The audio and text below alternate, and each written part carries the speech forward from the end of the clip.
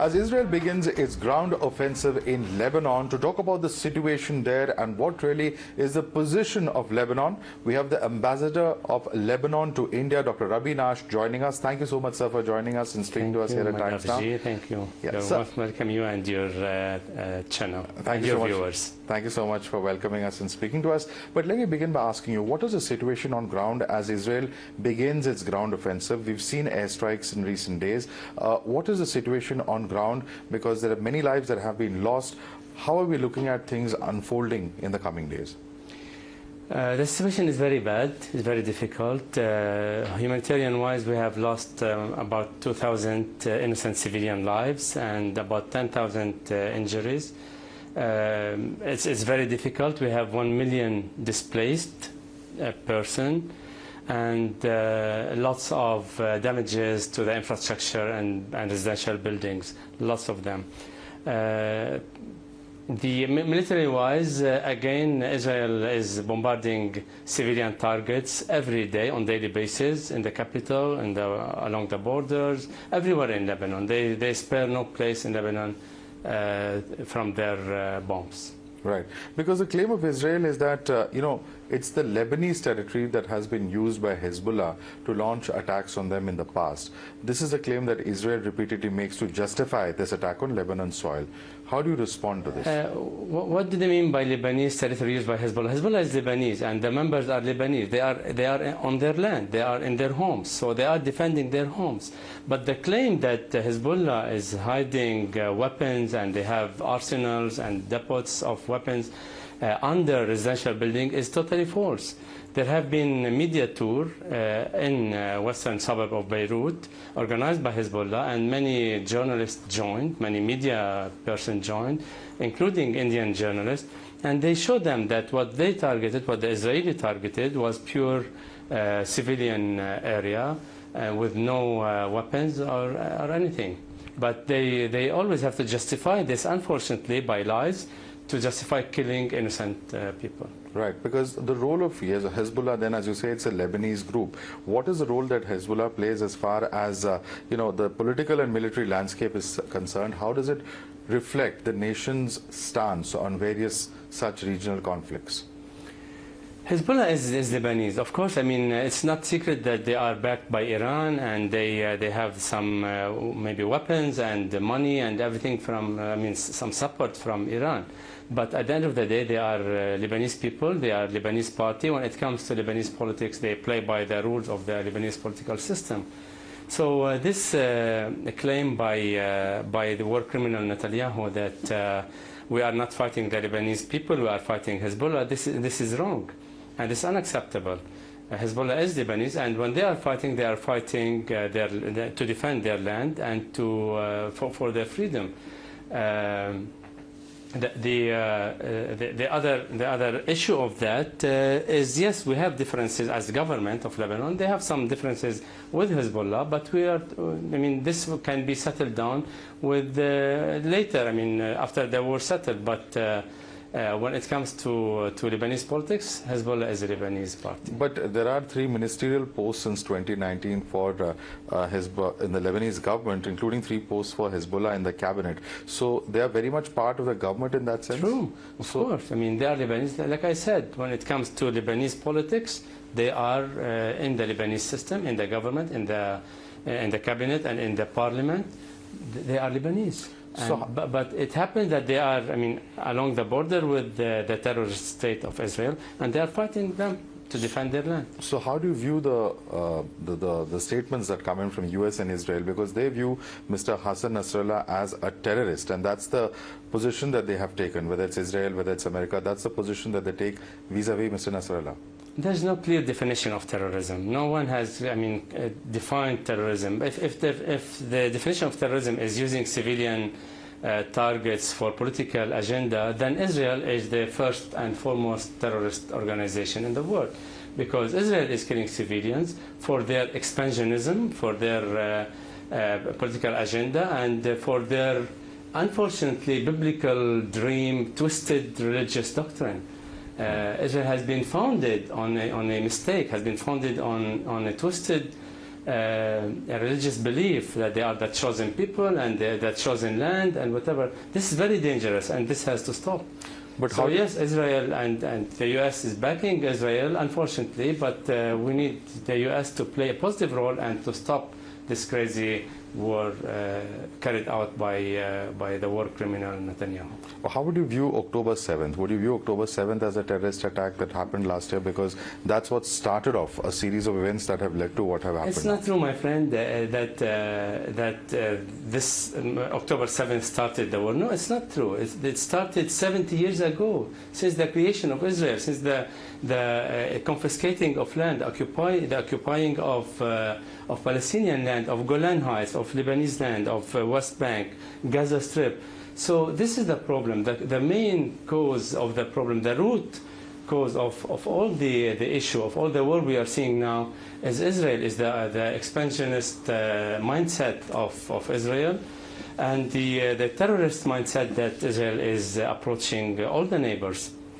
But what is the stance of Lebanon and Hezbollah's military activities, particularly the activities that are taking place along the border? We said that it's not a secret that we, I mean, there's an issue that we are solving with Hezbollah about their role in the region, maybe. But when it comes to defending our land, everyone, there's a unanimous approach in Lebanon, unanimous understanding about Hezbollah's role in defending our land against Israel, the occupier. Right. So how much control does the Lebanon government in that sense have over what Hezbollah does, particularly as far as these border areas are concerned? It's not about control. You know, when there's a militia, they have their own operations and their own system to on the ground and to fight, their own maybe training camps. They are militia. They have their own system. And right. The government has its own total different system. So right. It's not who control the other. There, of course, there's always channels, and it's like any other freedom fighter or resistance groups who fight for their freedom. Right. So far it was being seen as a proxy war. Now with Iran directly entering this particular conflict, and Iran's actions are following the killing of Hassan Nasrallah in an airstrike. Now how do we look at it? Is it no longer a proxy war? And what really is the position of Lebanon on this? Iran would talk for themselves, the Iranians would talk for themselves, our friends, but I would say that it's not that Iran entered the war in support of Hassan Nasrallah after Hassan Nasrallah was assassinated.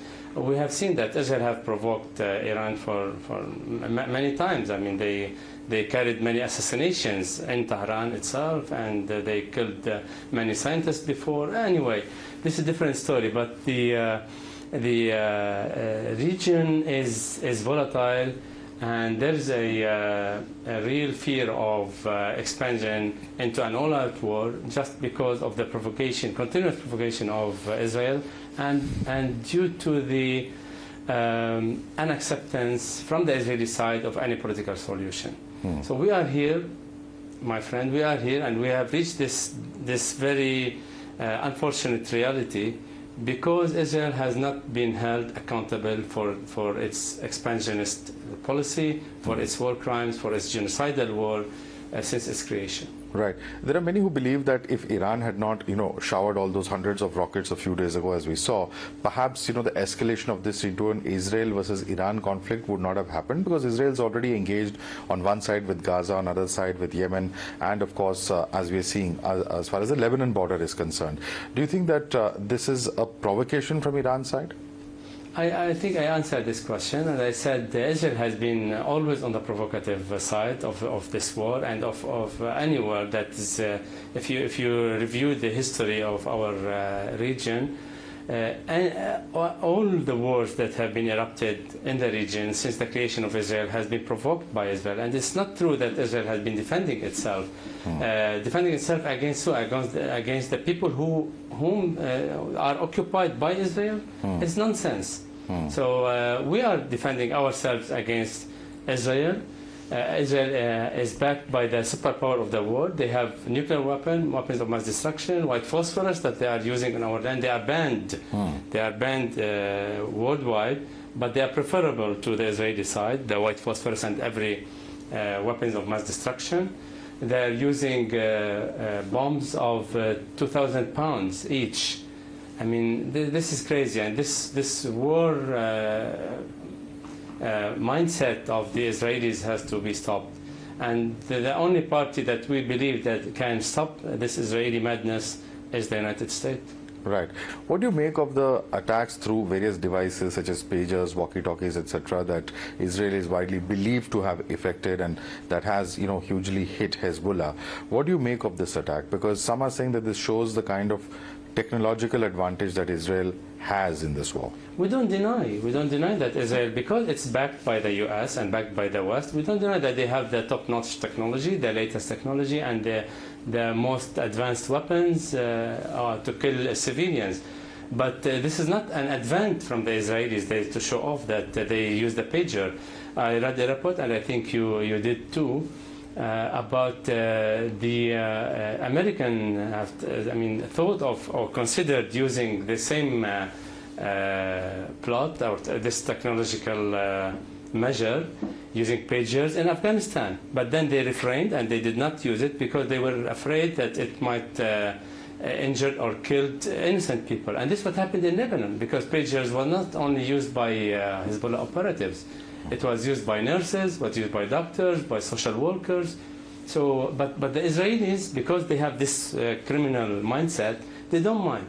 They used they carried this operation, killing and injured lots of civilian innocent people. Right. There's a view that's been expressed that, the common citizens, as you rightly mentioned, the common people who perhaps use this technology, but beyond that, even the common citizens, their lives have been impacted because of what Hezbollah and its presence there in Lebanon is concerned. Do you share that view? Of course not. I don't say this because, Hezbollah, it's not an imaginary structure. Hezbollah is the people on the ground. Hezbollah is the houses there. Hezbollah is the community. Hezbollah, it's not like just structure by parachute came to Lebanon. They are people who have certain ideology. They fight for their land. They fight to defend their land against the aggressor, which is Israel, of course. Right. So, there's no differentiation between, like the war criminal Netanyahu said, that we are not fighting, our fight is not with the Lebanese, our fight is with Hezbollah. This is absurd. But do you feel that even if the Hezbollah was not carrying out these attacks on Israel, Israel would still get opportunity to provoke an attack? There would have been, even before Hezbollah was created or established in 1982. But before that, we have how many wars before Hezbollah was established with Israel? And not with Israel. Israeli war on Lebanon, lots of them. Right. And do you see this as really escalating? And Hezbollah was, I'm sorry to interrupt, but Hezbollah was the result of the Israeli occupation, of the Israeli incursion into Lebanon in 1982. So Hezbollah is a resistance group that was only created because of the Israeli incursion. Right. What do you think about the view that this could lead to a much wider Middle East crisis? Many fronts we've talked about, but do you see the larger and the many more countries in the Middle East getting engaged in this? It's very likely, yes, of course. We have concerns that this war would escalate and expand into an all-out war, unfortunately. But the only way to stop it is to put hold on Netanyahu's criminal agenda, political agenda, and get into the main cause of the problem, to solve the Palestinian problem and establish a Palestinian state. So the two-state solution is the only feasible and viable solution currently for this situation in the Middle East. Right, because the United States has come out very strongly to back Israel in the possibility, of course it's all possibility right now, that Israel does at some point of time attack Iran.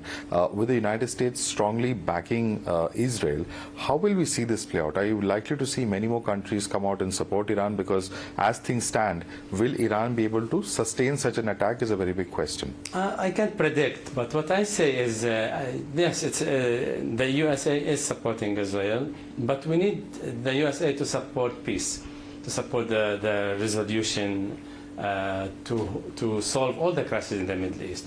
This will only stop Netanyahu. But then again, we have heard American officials saying that we have no control over Netanyahu. So this is dangerous. Yes, there is a very much likely that an all-out war in the regional war with Iraq, due to this mindset of the Israeli expansionism. Right. What is the role that you see for India as far as resolving this is concerned? Because both Iran and both Israel are countries that India is friendly with. True. Do you see India playing any role? India in has this? always. I always say this, that India is one of the greatest investor in peace. So we commend the Indian role that has been played in the West Asia, as you call it, or in our area, the Middle East, to de-escalate.